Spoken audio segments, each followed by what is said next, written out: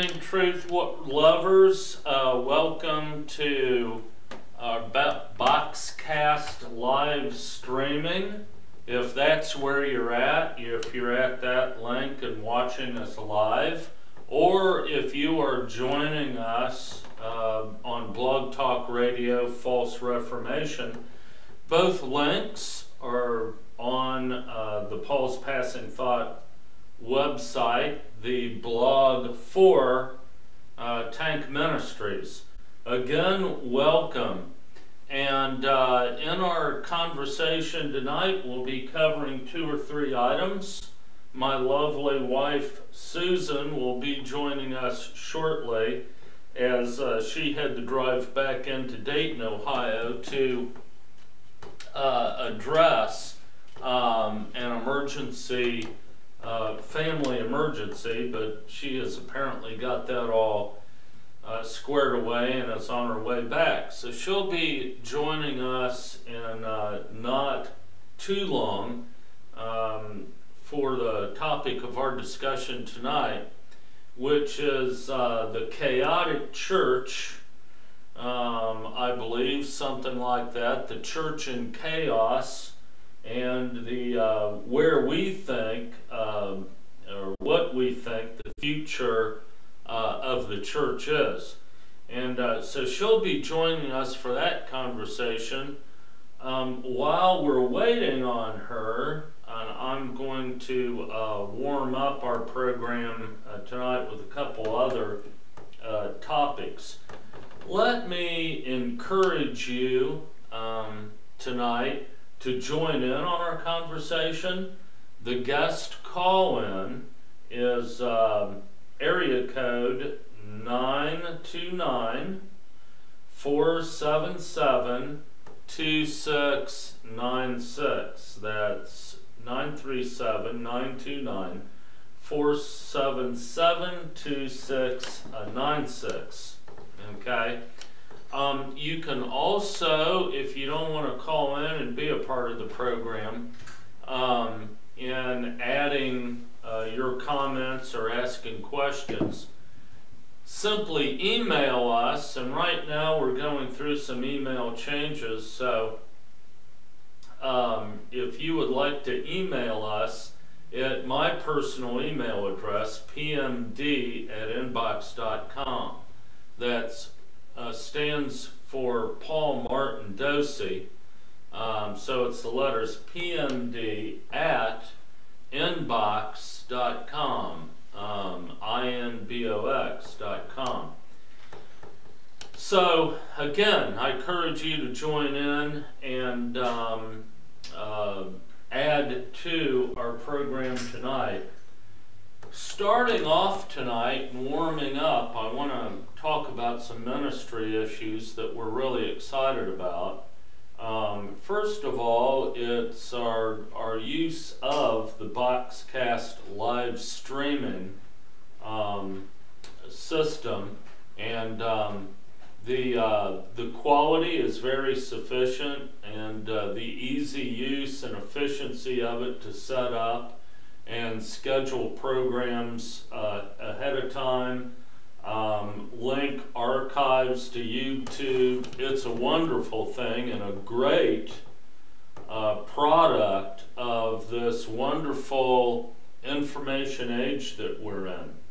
Also, we're welcoming back Blog Talk Radio, and we have always had real good success with that. Again, it's an efficient way to get our message out there, to get our teachings out there, and to encourage interaction with those who follow our ministry and our teaching. Thirdly, another avenue that Tank Ministries has pursued is 48-hour, a company called 48 Hour Publishing. Now, for years, Tank Ministries has been writing materials and in a PDF format, mostly black and white, to save monetarily on producing published materials. But we just put in our first order of Perfect Bind books, with starting out with the first really major publication that I did, The Truth About New Calvinism. It's History, Doctrine, and Character, and we started off with that. As you probably know, we've been publishing this independently and locally in spiral form, and Susan is presently joining us, and welcome back. I'm just catching up on some things that we're doing. So basically, this is an online publisher, and basically you get in there and you enter in all your parameters, and they happen to prefer PDF files. So we're already have everything that we've ever published in PDF files. So you upload that, you pay your money, and we are waiting on the first shipment. And if we're satisfied with the product, this is going to be a very major find for us, and a very major business arrangement, because we're going to be able to, for lack of a better term, mass produce all of our publications. And if this works out with this printer, if this works out, we're going to aggressively begin forming a catalog of Perfect Bind books, and probably put up, maybe enhance tankpublishing.com a little bit. And most of these books are on Amazon, all of them aren't. But I just wanted to share that. That's something that we're real excited about. Okay. Did you want to add anything else to? No. Okay. Not really, not yet. Right. And then, of course, we are focused on a lot of things here at the Potter's House, primarily revamping or, starting back with our home fellowship meetings here at the Potter's House. That's something that we had going for a while and had a pretty decent turnout for a while and then just got busy and fell away from it. As we've often shared, we really think that we've done enough in establishing what we believe in regard to justification or righteousness by new birth versus justification by faith, which is the Protestant so-called gospel. We think that we've done enough foundational work, and really that's all we've ever wanted to do, the foundational aspect of it. As we emphasized here a week or two ago, Christ's Assembly is a layman's movement. Okay? Other than Luke and the Apostle Paul, plainly what the majority, the vast majority of the movement was made up of. It was a layman's movement. All right? Christ himself was a layman. All right? Christ himself was not formally educated. And boy, we brought that up in a Sunday school class one time, if you remember. Boy, things got ugly quick. This whole idea idea that Jesus Christ himself was actually a layman and was not formally educated. Now, we're not saying he wasn't educated, because he stood up and read the Torah. When he went to, he was a recognized teacher, yeah. He was. But in Jewish culture,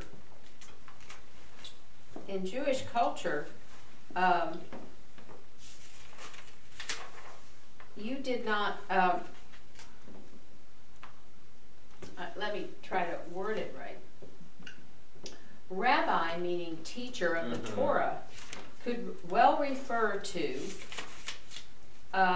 anyone who could teach the Torah. The father of the home was called also a rabbi. Just like we say that the husband is the pastor of his family. Back in Jewish culture, in the Old Testament in particularly, the father or the patriarch was also the rabbi of that family and or families who were in that community. So to me that's very fascinating that here, in order to be a pastor of anything, you have to have a seminary degree. Right, right. And but not so in the Bible. Now, the Pharisees and Sadducees used to make fun of Jesus that he was, you know, unlearned, uneducated, because he didn't go to formal Pharisee, Sadducee college schooling after his regular schooling as a child. Remember when he was at the temple at the age of 12, he said, as he sat at the feet of the teachers, you know, they were amazed at the age of 12 of his understanding of Scripture. And but anyway, that was just something I learned in my research, was that anyone could be a rabbi of, that it wasn't something specially elected because of a certain level of education. Right. And basically, thanks for adding that. We may have to, there may be an interruption in our Blog Talk broadcast, as the laptop that we're using to broadcast the show tonight decided to do updates and shut down. So let me see if that program has been interrupted.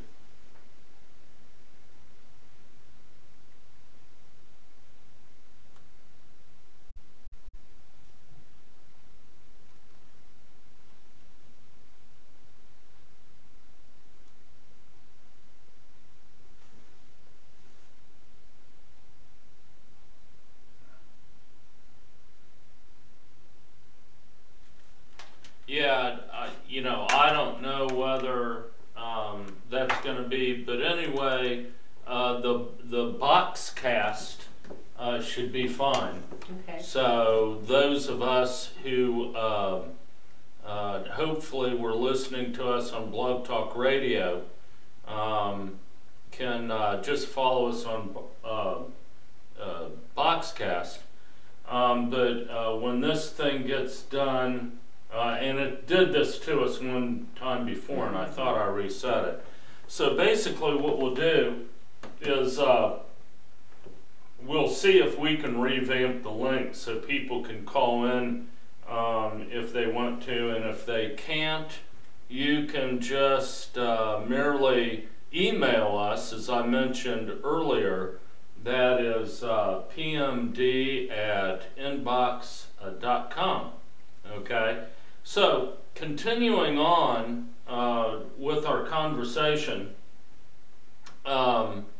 we wanted to cover the ministry stuff, and then I do want to touch on, there's something we can touch on tonight.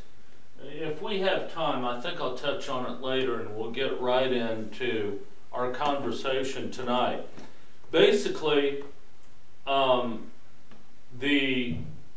let's begin by talking about the church in chaos. Okay? Wow.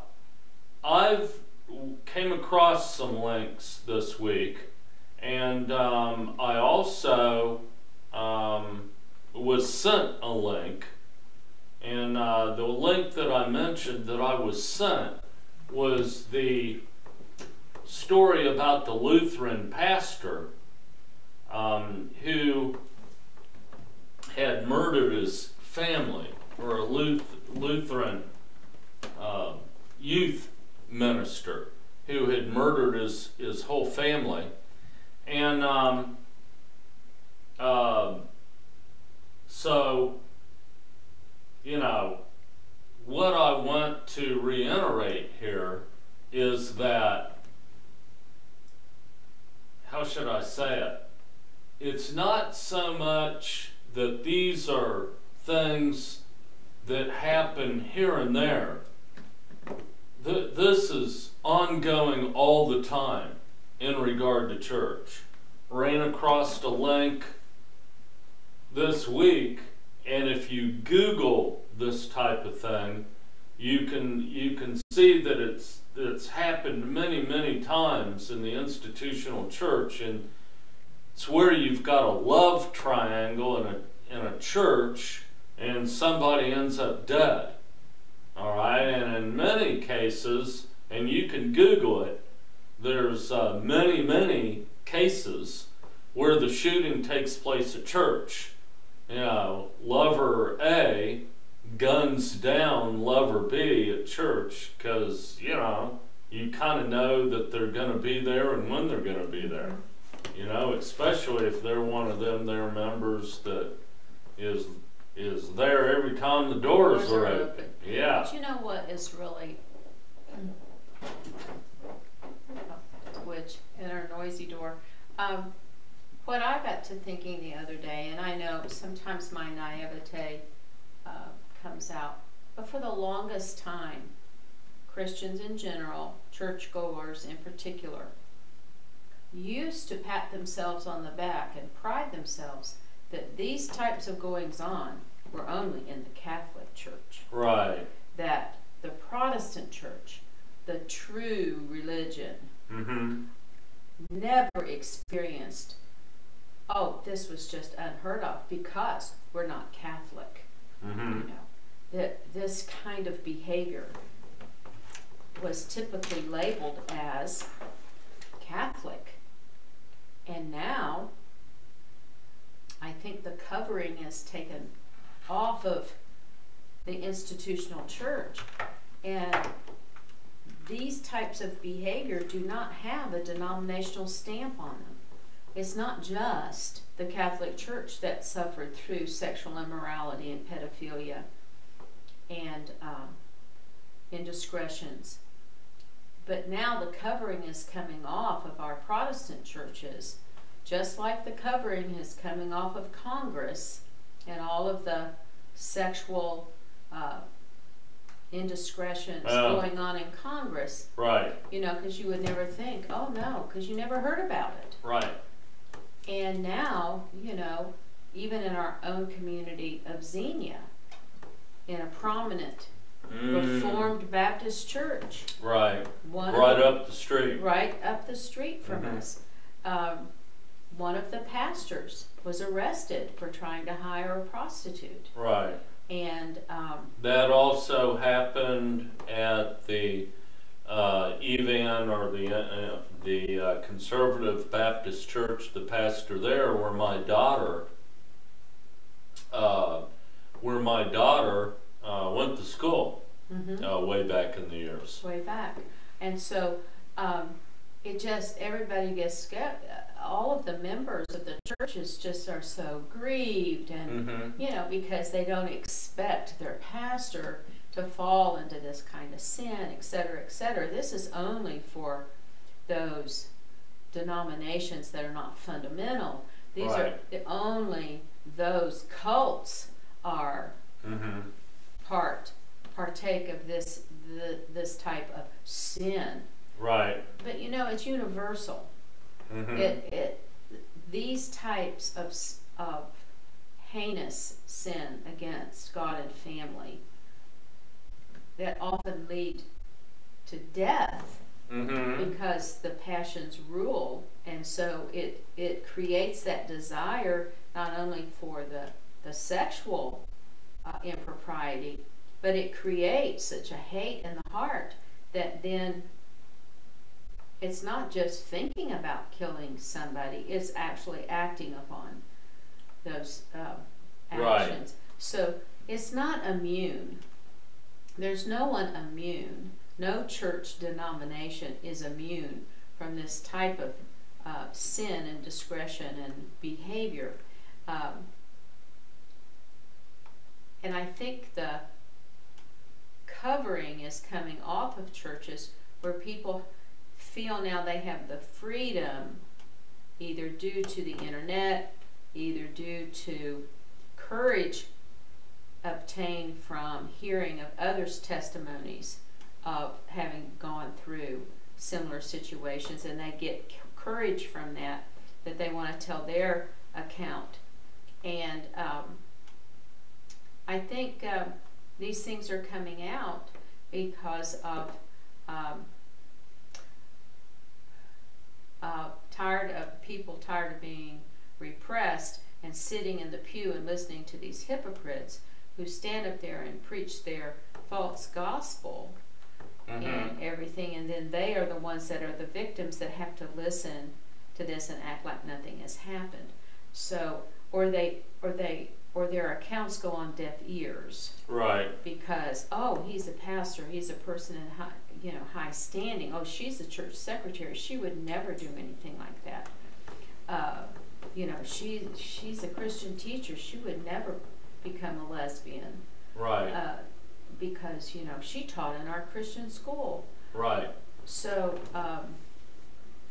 now this is all coming out in the open for a lot of reasons.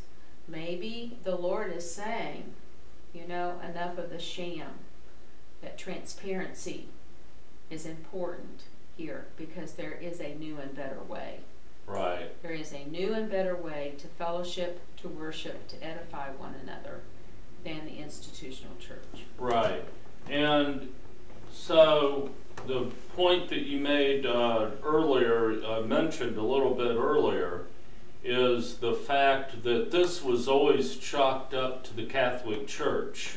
This kind of behavior was always chalked up to the Catholic Church because, as a Catholic, as the joke went, you kind of a joke. You live any way you want to, and then every Sunday you go to get your sins forgiven. I mean, that's how Catholicism works, right? It's absolution, weekly absolution. Protestantism, because it had swayed away from its authentic roots, was kind of a hybrid of that. Intellectually, as we've discussed before, that kind of that sort of thing was denied intellectually, but from the time I became a new believer, I can tell you, and probably looking back now, you were a faithful church member, all through the 60s and beyond. And clearly, the institutional church Protestantism in particular functioned in that way. Again, you know, there were a bunch of truisms that were thrown around. You know, the church is not a building, you know, it's the people, and that made everybody feel good, but it's not the way church ever functioned, all right? And now, in the age that we're in, the function and the intellectual testimony is catching up to each other, and the two are matching. And of course, that is due to none other than the New Calvinist movement. So, what can we say about this? I mean, we spoke of the these things that happen local in local communities that don't even make the news. And you hear about it all the time.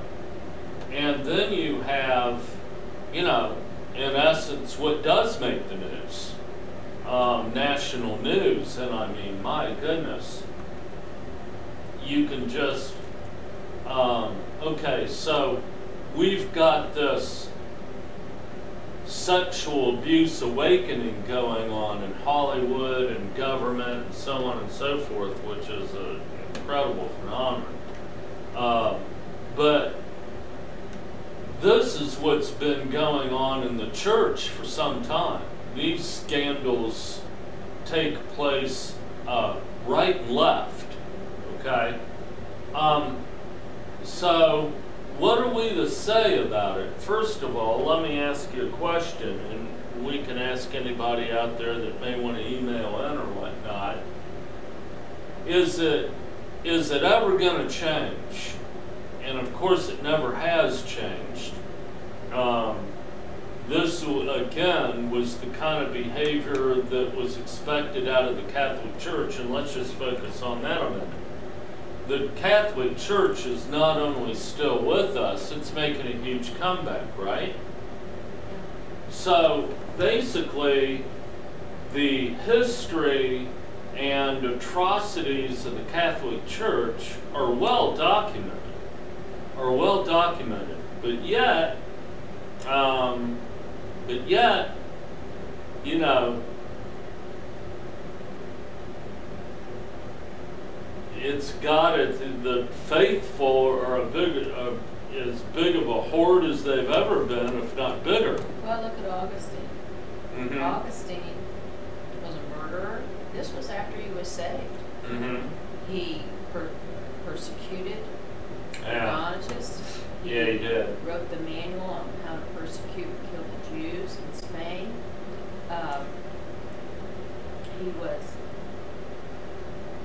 He had irreverent thinking about women and marriage, but yet he is held high in both Catholic, Protestant, and Reformed settings, because they always say, well, that was before he was converted, you know, and no, these are things that happened after he was established as a monk, an Augustinian, I don't want to say an Augustinian monk, but as a monk and a high leader over in Africa, Northern Africa, in the Catholic Church, and prominent among, you know, the popes.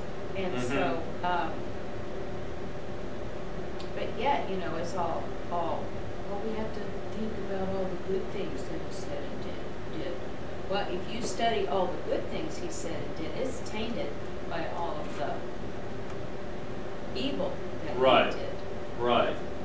It's kind of like putting him in a scale. Oh, look, the scale tips this way.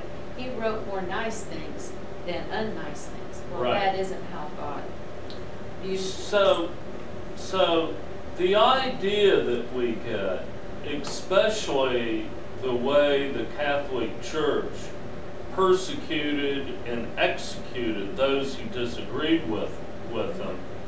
In church, we are kind of given the idea, and certainly grew up with the idea, that this wasn't a Protestant thing.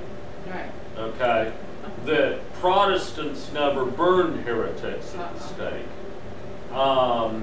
You know, growing up as a Christian in the institutional church, when there was any conversation about, if there was any conversation about people being burned at the stake for being heretics or hung for being heretics, you immediately associated that with those wicked Catholics, and we were incredulous and just couldn't fathom why Catholics would still be faithful to the Christian church when their history is pretty out there and, you know, clear historically. You know, how in the world could a Catholic be Catholic? Well, now we know that even though it was a history that could have been found with a little bit of independent research, we know now that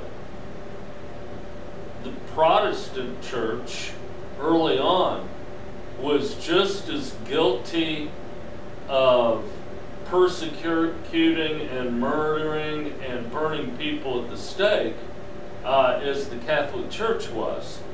But in fact, there were some faiths, the Anabaptists, I believe, got it from both the Catholics and the Protestants.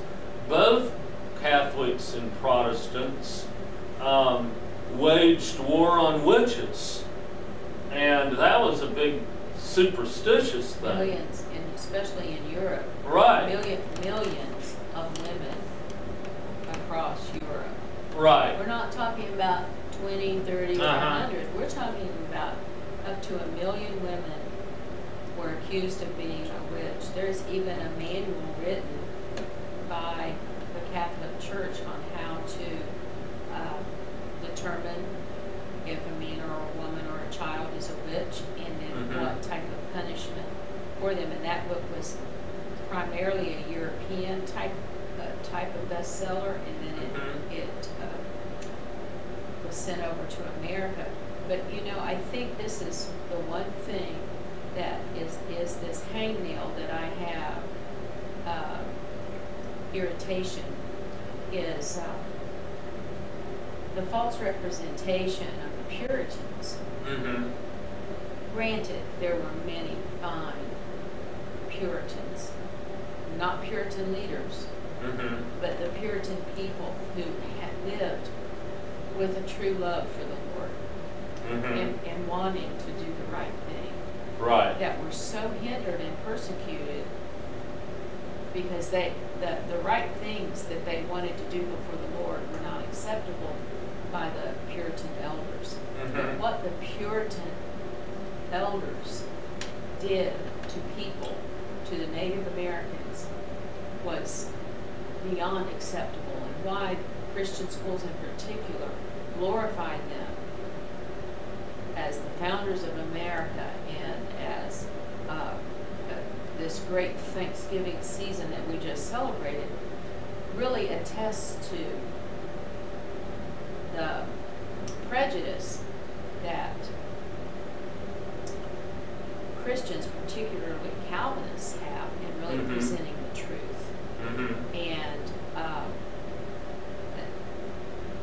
presenting historical evidence and truth about what the Puritans did.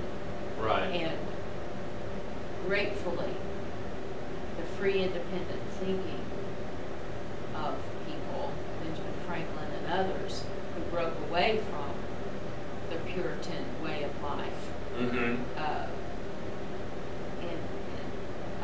kind of tantalized everybody with individual thinking. But people need to get out of their Christian textbooks and get into true historical research and really find out what went on in the early history of America, and their eyes would be opened. And a lot of our conferences have dealt with history. And it's just there. So, irregardless of the history, and irregardless of what's going on in the contemporary church, the institutional church isn't going anywhere, okay? The institutional church is not going anywhere, and of course, America messed up a hallmark of the institutional church, and that's the church state. And that's what we can move on to next. Protestant Orthodoxy, of course, Catholicism always was a church-state mandate, okay? Right now, you know, the Vatican is a church-state.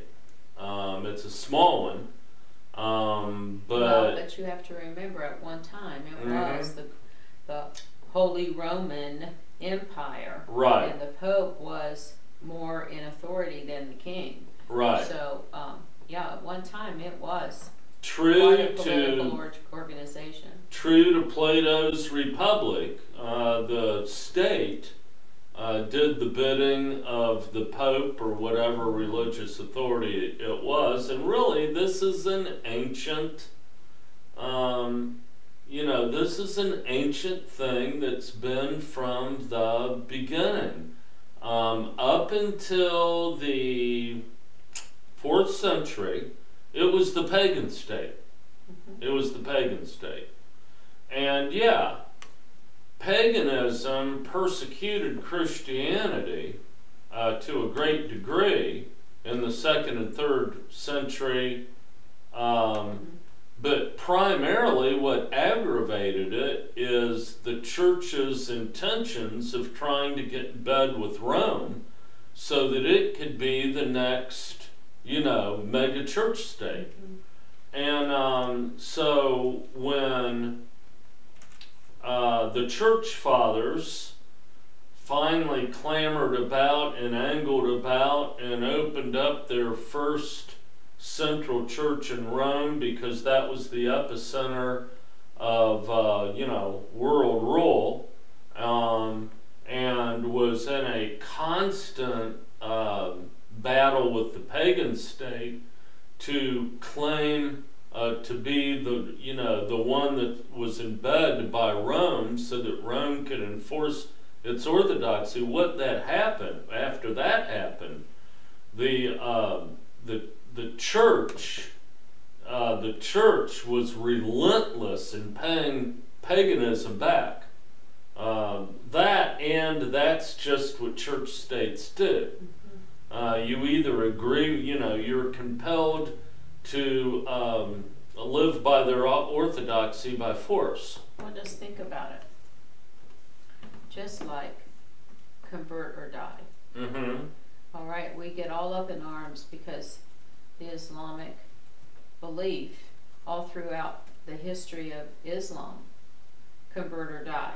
There's no other way. Well, during the Crusades, during all of this mass trying to convert the world, that was all done in the name of Christ, convert or die. And because of the struggle in some cultures about them converting,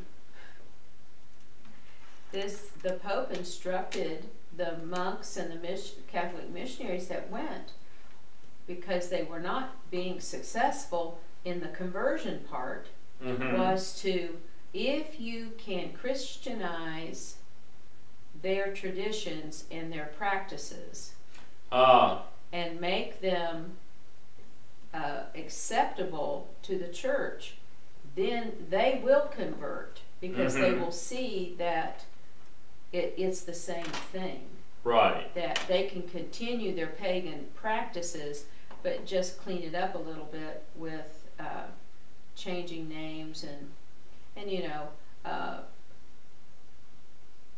a a lot of these things happened, particularly in Ireland, the Celtic culture with the Halloween and with Easter and all of these pagan traditions, if you do the historical research on that.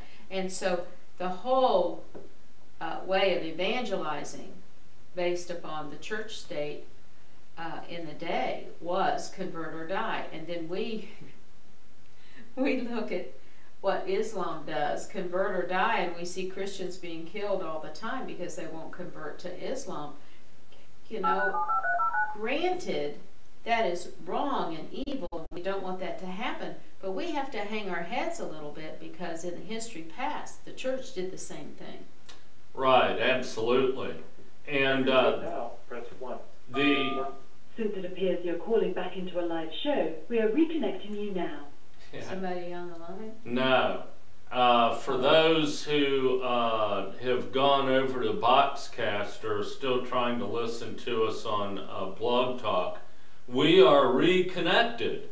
So if you decide to call into the program, please feel free. Okay. You bring up a very good point. In that the Catholic Church did appease, and of course, okay, look, human beings are a resource. So governments don't want to primarily, or church states don't want to rely primarily on force, because now you're killing off your resources. Right. So the first line of control is going to be orthodoxy. The first line of control is going to be philosophy. And what's the big one?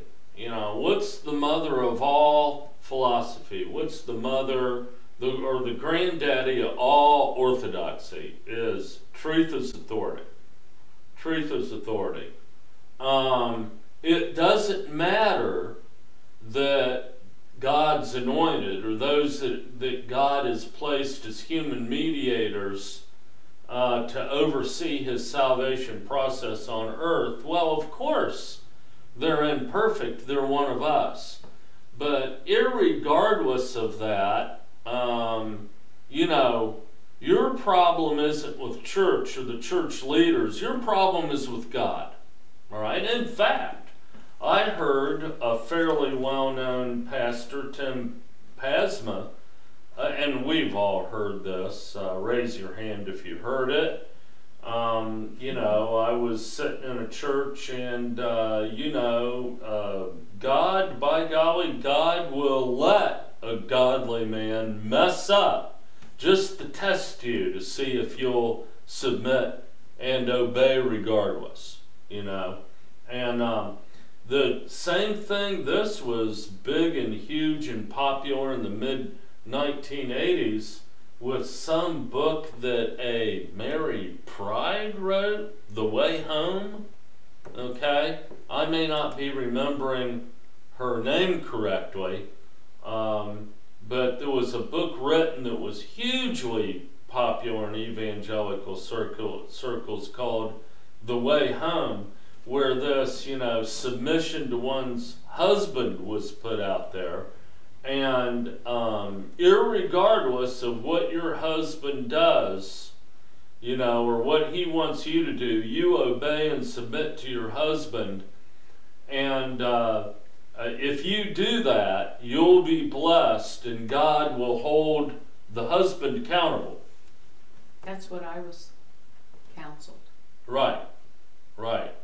So no matter what, you submit to your husband, and you know, God will hold him accountable. All right.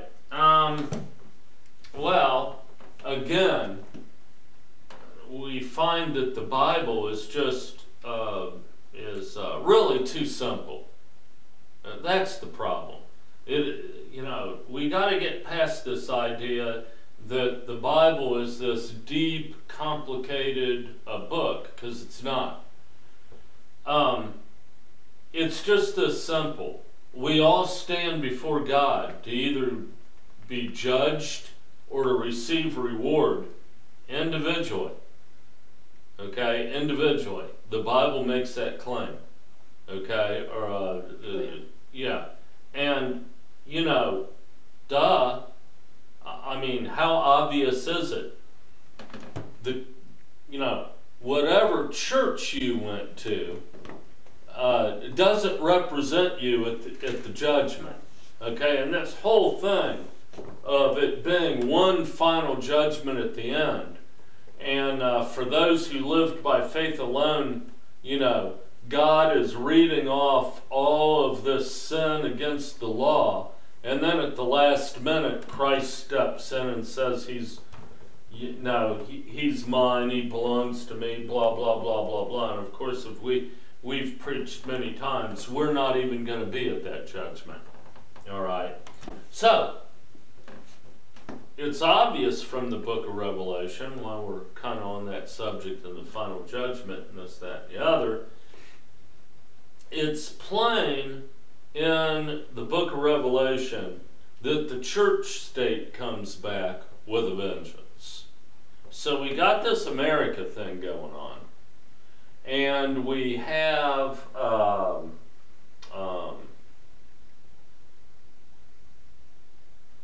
you know, in the end, this over-the-top church state, okay, with the false prophet and this world political leader who's the Antichrist, so on and so forth, and you got some really crazy stuff going on.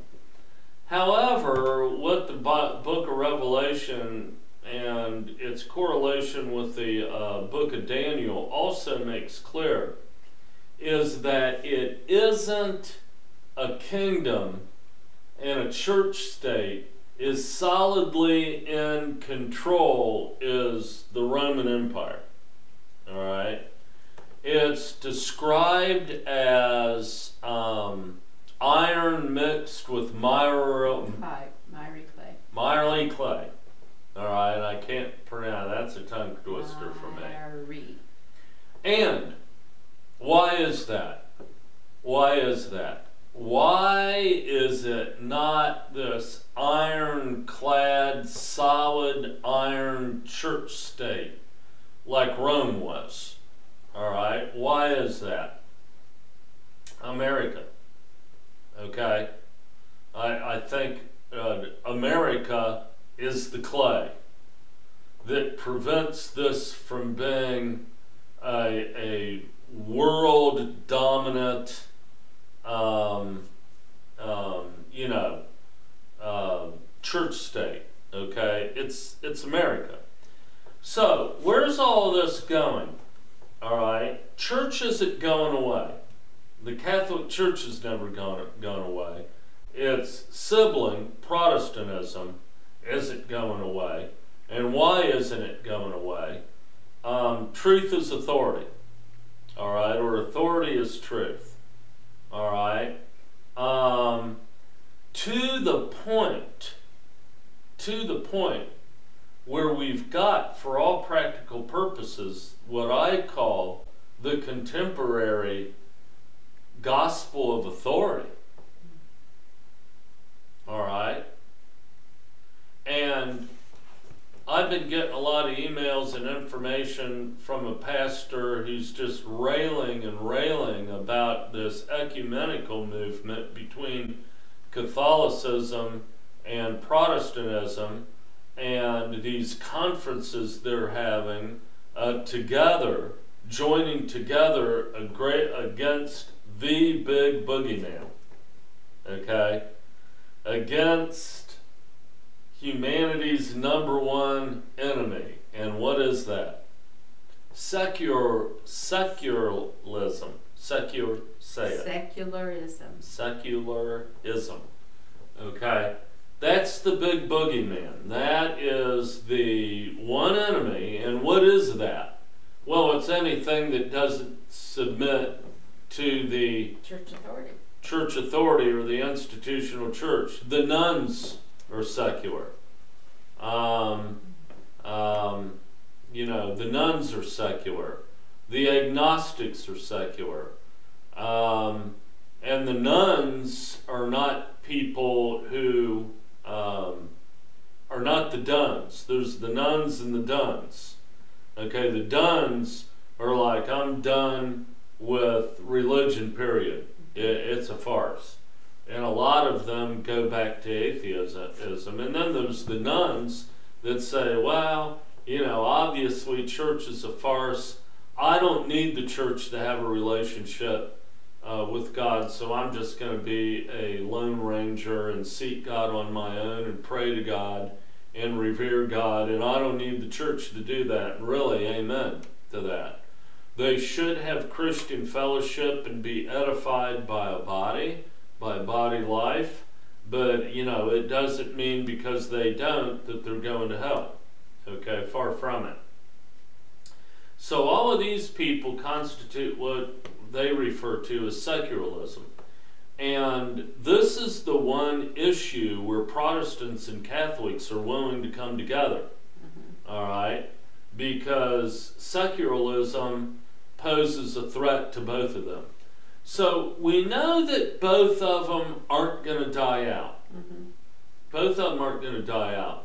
But with all of the nonsense and disillusionment that's going on, will both of them suffer quite a bit of hemorrhaging? Yeah. In fact, the Protestant church is feeling the pain. All right. The Catholic Church is ahead of the game because it's always been totally open about we're the mother church, we're the mothership. We're the original. We're God's authority on earth, and yeah, there's been some bad popes and this, that, and the other, but hey, now a young man that we know very well who converted from Protestantism to Catholicism said it straight up. If everyone would just submit to a single authority, there would be unity. All right? So, and it's interesting, what he said is exactly Plato's definition of, when it gets right down to it, social justice. Social justice is unified under or around one central truth. Well, what's that truth? Well, whatever the philosopher kings in any particular city-state say it is. Unity for the sake of unity. Right. And if you read The Republic, which is a treatise that is a model for philosophical thought on several areas of life, social justice being one, politics, authority, and all of that, because the Republic starts off talking about what is justice, and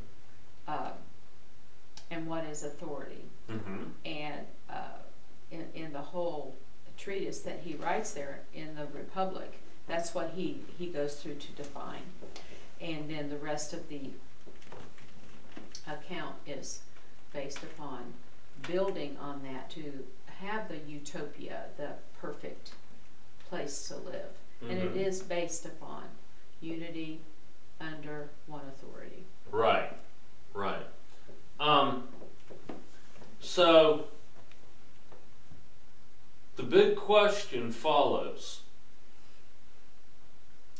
Is the hemorrhaging going to get to the point to where Catholics and Protestants are willing to reunite? And of course there's been a movement for that going on for ever and ever and ever, and they've got a common enemy to come together against. Well, abortion is one.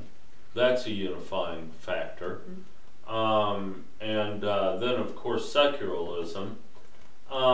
So the big question is the future so-called one world government in fact the uniting of Protestantism and Catholicism? Okay. Now, interesting enough, the biggest Protestant movement that you've got going on right now by far is the New Calvinist movement. All right? And which its core members are vehemently anti-Catholic, or at least anti-Catholic doctrine. You know, John Piper, R.C. Sproul, all of these guys are vehemently anti-Catholic. However, there's quite a few new Calvinists that aren't. All right? So, certainly you could see Piper et al. Capitulating to ecumenicalism, all right, because basically if it comes down to losing their power and their following, they're not gonna, you know, they're gonna climb on board. So there's the question, and I'm not saying this is it, but in the question is where does the church go from here? I speculate, and I put all my money on the fact that the false doctrine, okay, why do we have the behavior in the churches that we have that's rampant? Well, false gospel, anybody? A false gospel? Yeah, that'll do it. All right. Especially a gospel that, if you really know what it's teaching, emphasizes that we can't do any good work to begin with. All right. So, if I had to bet money, I would say the future of the church is a coming together of the Catholic Church and the Protestant Church against secularism. And I think that Protestantism, not so much Catholicism, because Catholicism is making a comeback as far as I can say. I think it'll be Protestantism jumping on board with Catholicism in order to survive. All right. That's a good point. Because face it, in this age, I know New Calvinism is trying to have this stronghold based upon church authority, church discipline, and trying to hang on that way. But if you look at the mega churches, the big ones, you know, Joseph Prince's big mega church, McDonald's mega church, all of this, it's big on this authority thing, but everything else is watered down. Right. Everything else is watered down. You've got all this contemporary music, and I am not opposed to good contemporary music. Except for the fact that it's all about justification. Right. But the point I'm trying to make is how they draw and keep people is so watered down and superficial. Come just as you are. All right, so you can come in your sleep pants. You can come in your, you know, holy jeans and your t-shirts and all this, and raise your hands and sing, and everything's fine. Why? You don't have to dress up. That's putting on a show, la-di-da, la-di-da. But then when you I agree with that to a certain point. Right. Yeah. I tend to hold on modesty, both for men and women, and a sense of decency and respect in your dress, especially when attending something that is set aside to center upon the Lord, you know, type of thing. I know down in Florida, some churches even let you come in your bathing suits, but well, you know, but that's not the point I'm making. It kind of is, because when we have our home fellowship, we're not going to let anybody come in a bikini. okay, you wouldn't go to a dinner party in a bikini. Yeah. You wouldn't go to a cookout. Well, maybe you would in the summer if there's a pool and this, that, and the other. But when somebody invites you over for dinner, your wife nor your daughters come in bikinis, right? Mm-hmm. All right. So, in the institutional church, do I believe that people should be able to dress pretty much any way they want to? Yeah. Okay. Now, you know, the argument is that, you know, it's reverence and respect for the temple of God or the house of God. All right. And again, you've got this contradiction. You know, out of one side of their mouth, the church is not a building, it's the people. And, but then on the other side of their mouth, how many times have we heard this? The house of God. You know, when you come to the house of God, you should, you know, you dress up to go to a funeral. You know, how should you dress to come when you come to the house of God? You know, and then of course, as the New Calvinist movement, listen to this. The same people that bemoan and carry on, and, you know, continue to espouse the mantra that the church is not a building, it's the people. What is all the clamoring and moaning and whining we hear about there being coffee shops and gift shops in the lobbies of these megachurches? Mm-hmm. What is the big complaint? They liken it to the marketplace being in God's temple in the first century and how Christ reacted by going in and forming a whip and driving them out of the temple. So what are they saying about the church building? They're flat out saying it's the temple of God. Okay, that these are temples. All right? But wait a minute. I mean, we're talking contradiction number 2,302 here. Okay? It's just insane. All right? So, what do we have? What do we have if the Catholic Church and the Protestant Church unite? What do we have? If that happens, even in America, for all practical purposes, what do we have? We have a church state. We have a church state. Because if Catholicism and Protestantism unite, all right, how many congressmen and senators and government officials are either professing Protestants or Catholics? Yeah. All right. Now you've got these two churches united for the same causes, and these are the people that make the laws. And it may be a democracy, but they're making the laws. Okay, right? Yeah. This is one of the reasons why I quit making comments on Facebook. I was losing friends. But, you know, where they come up and say, you know, God needs to be back in government. Mm-hmm.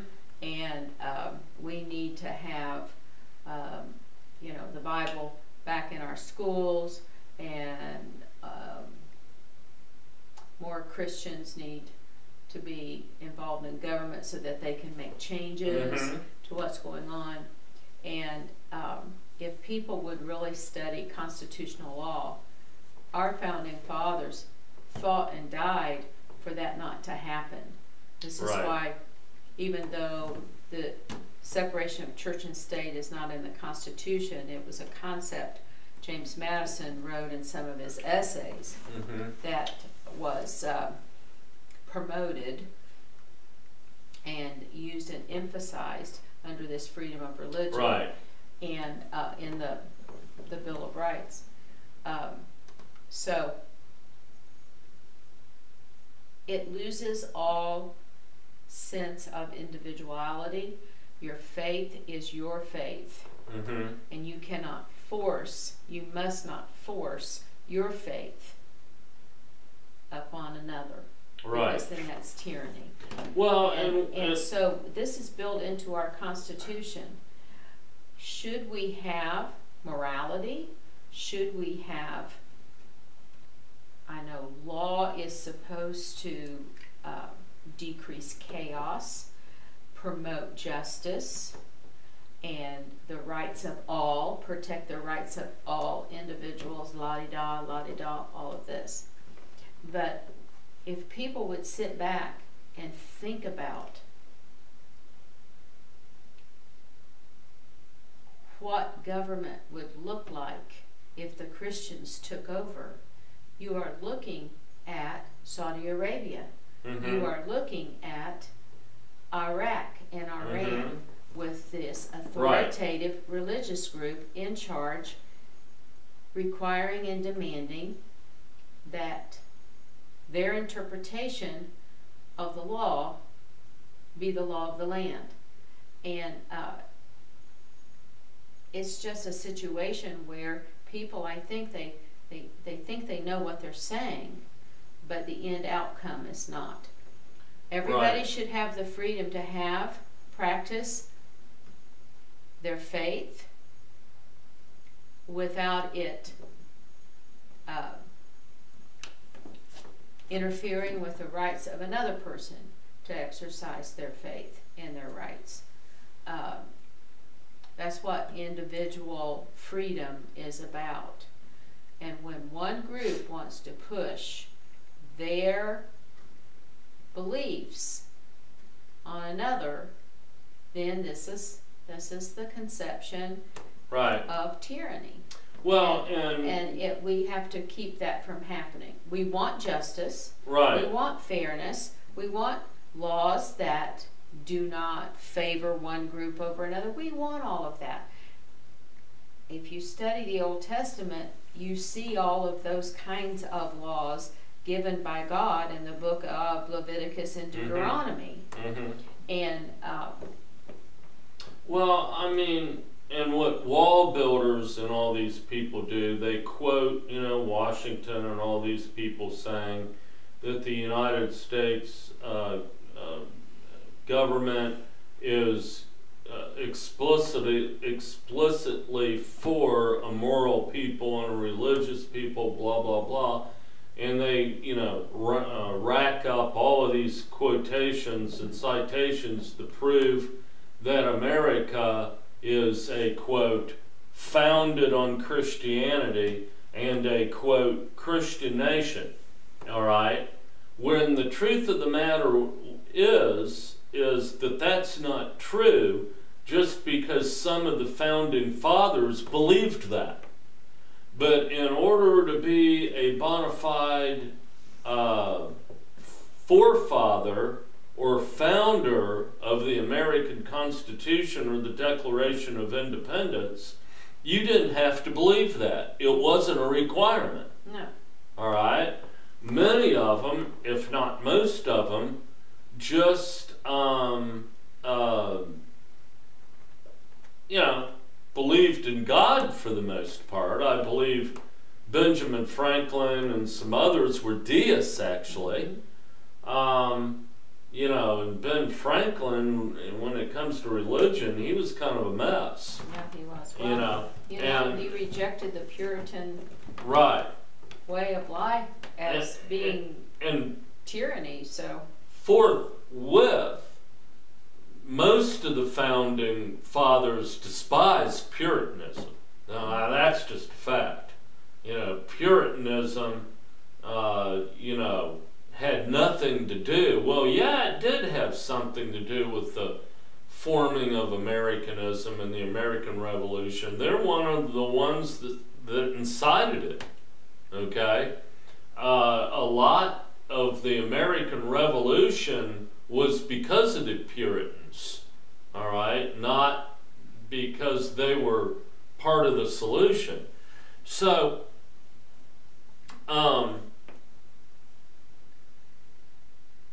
what's scary is, and of course I just like to put it when it gets right down to the nitty-gritty, this whole authority of truth thing, Catholicism, Protestantism, Islam, no difference. It's just Islam, it expresses it differently. But Islamists will behead a feminist woman, okay? They behead heretics. Well, you know, the Protestants and Catholics did as well, okay? What's the difference? The only difference is Catholics and Protestants would still be doing it if it wasn't for an Americanism. That's the only difference. But when you're talking about truth as authority, you can lump Islam and Catholicism and Protestantism and whateverism, you can lump it all together in one, and the only thing that makes them different is Americanism, period.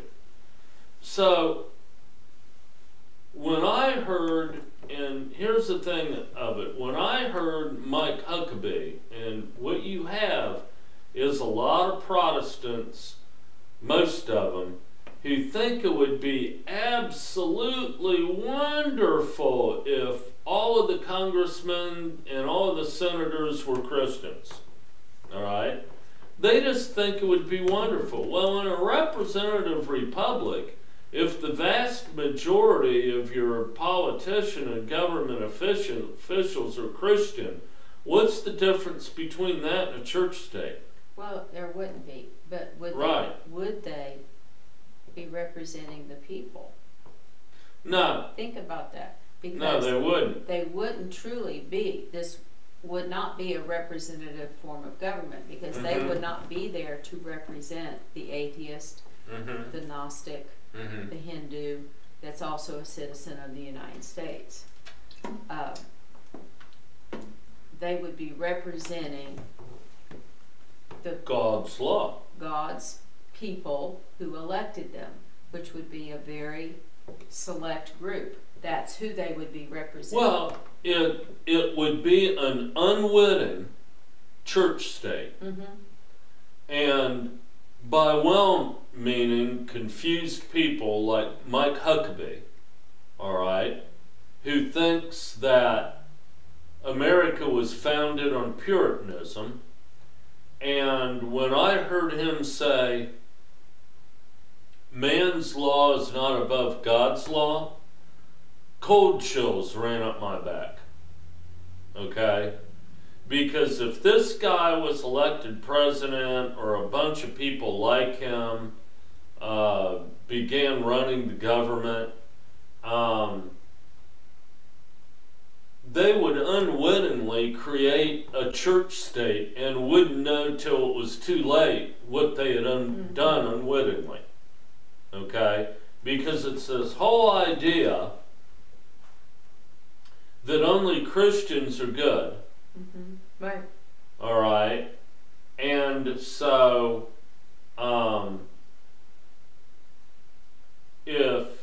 if the vast majority of congressmen and senators and even the president are Christians, that would just be the most wonderful thing in the world. So basically, if Protestantism and Catholicism is based on dominionism, and it is, and they do unite as a religion, and it enables them to take over, or not take over, but be in a position where through identity politics they can vote in any laws they want to vote in, okay? You know, what have you got? Well, we would also have the same problem that we have today. It would be an interpretation of the law. You would be in Congress with all these different types of Christians and Catholics coming up with their allegorical interpretation of the law, what hermeneutic are they going to use, and so you would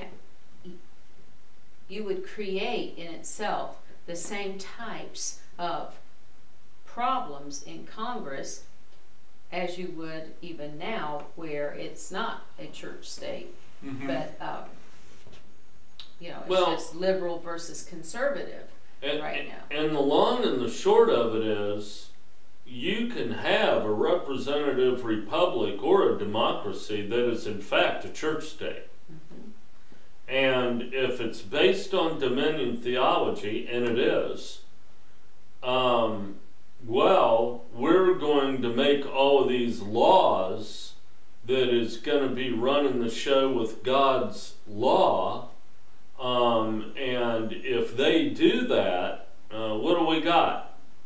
Well, ultimately, we have the goal of every church state that there's ever been from ancient times, and that is utopia. So unwittingly, Mike Huckabee and all of these well-meaning Christian guys who are in government, they want a utopia ushered in by, you know, ruling the world with God's law, which ushers in the kingdom of God that's supposedly already here. So what do you got at that point? You got, it may be a representative republic, it may be a democracy, but it's still a church state. And we're not saying that Christians should not be involved in government, because we really believe that they really do need to be involved. That if not for anything else, just to wake up and smell reality. But God becomes the guiding presence in their own life, not to force their interpretation of Scripture or anything upon anybody else. But God and His Word becomes their guiding principle of life and living, so that the decisions that they make personally are based upon that relationship with the Lord. Not that they're going to force that or require others to follow that same point of view. You know, it's just that it's God's Word becomes their guide for living, and not only living well, but living wisely. And then they can, in the decisions that they make, decide, just like in the Bible and in the Torah, where the Torah was seen as that sure guide, that manual for living well and living wisely, because that's their foundation of where they get their truth. Right. Then they can live that, and they can practice it in the decisions that they make, not to force or change other people to believe the way that they do. Right. So, you know, personally, I think it makes sense. I really truly believe this is where it's going. You know, the Antichrist could very well start out looking like the reincarnation of Ronald Reagan. Could be. Okay. He's going to be very appealing and charismatic. Right. And initially, anyway, claim to, I mean, we know also from the book of Revelation that capitalism is thriving. Okay? If you read it carefully, capitalism is thriving. So, you know, do we have a situation where, I mean, you know, let's say that Catholicism and Protestantism did come together as one religion. would every one of them not profess supposedly in the freedom of man and free markets and capitalism? Sure they would. You know, but in the end, when they're making laws against everything they deem moral, because God's law is higher than man's law, Katie, bar the door. Now, personally, I don't want government coming in and passing a law outlawing, say, homosexuality. All right? Why? Because I'm okay with homosexuality? No. But here's what I do know. When a government starts legislating the bedroom, okay, and people's sex lives and so on and so forth, the next thing they're coming for, and the next thing that's going to happen, is they're going to outlaw eating ice cream cones on Sunday. I mean, 2 + 2 = 4 here. It's inevitable. All right? So, you know, would there be a legislation of perceived morality? Of course there would. Of course there would. Now, finally, unless you have anything to add before we move on, finally, and we'll wrap up with this, so if anybody wants to call in or email, I would do it post-haste. Where would the home fellowship movement fit in to this? Well, I think as time goes on, 3, 4 down the road, years down the road, when we're heading to this one world government, which there's very little doubt in my mind is the uniting of Protestantism and Catholicism, I think the home fellowship movement will be huge and thriving. Will it be persecuted? It's hard to say. I think that what could be perceived is a large thriving movement is probably going to be insignificant in the big scheme of things, in the big picture, and the government's going to say, they're not bothering anybody. Perhaps instead of being persecuted as in jailed, whipped, prosecuted, that type of thing, I do see that the genuine fellowship of believers that would meet in homes would be undermined, made fun of, demeaned, yes, and all of this, just like if you listen to the news how our president is constantly undermined and demeaned and all of this to tear him down and to weaken his influence. I perceive that as the type of persecution. Oh, you're one of those homies, huh? Yeah, type of thing. And to where the big church state looks at true religion undefiled, as in James, as not necessarily an enemy, but as a lesser form of religion, not a legitimate. Right. You're not legitimate. Now, do I think the churches will persecute the home fellowships? I think they will. Oh, they'll pass laws. They'll, they'll try to limit the size of how many can be in your home. It's all this government interference, all in the name of God. Yeah. Right. So with that, we'll kind of wrap up tonight, unless you have anything to add. No, I don't. And so I don't see any emails, and we don't have anybody calling in tonight. So if it's okay with you, we'll just go ahead and wrap it up. I have really appreciated just this time of conversation and talking about a variety of things happening, kind of current event-wise, and history and historical perspective on things. I think my biggest thing is that I want, especially for young people, because I used to be a high school teacher back in the day when we still painted on cave walls and everything, before the internet was born. Right. The one thing I wanted the high school students, and even when I taught elementary school, was that they learned to think for themselves. Right.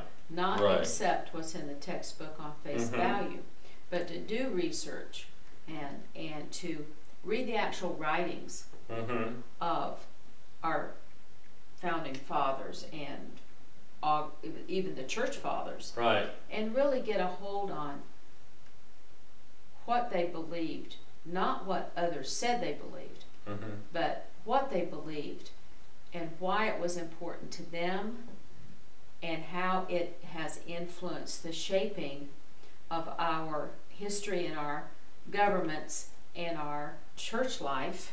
Right. Because this is a rude awakening for me over the last 4 years of studying the church fathers. It was like, I can't believe that this really went on, Right. type of thing. But just to provoke people to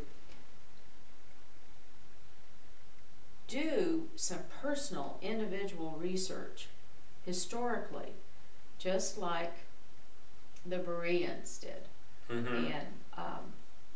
and to form their own opinion, Right. and their own statement about certain things, Right. about history and politics and church government and all of this. Not let others do the thinking for you, Right. but you think for yourself and study God's Word in the same way, Right. so that you can filter, you can have a filter Right. in your mind, and you can know better. This is called discernment, using that filter on what is truth and what is fake news. Right. And with that, we'll wrap up tonight. And we thank everybody that tuned in.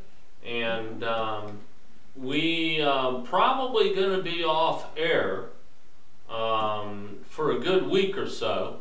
So Probably, yeah. yeah, probably, with everything we got going on. So for now, goodbye, and we'll catch up to you sometime next week. But you can keep emailing. You sure can.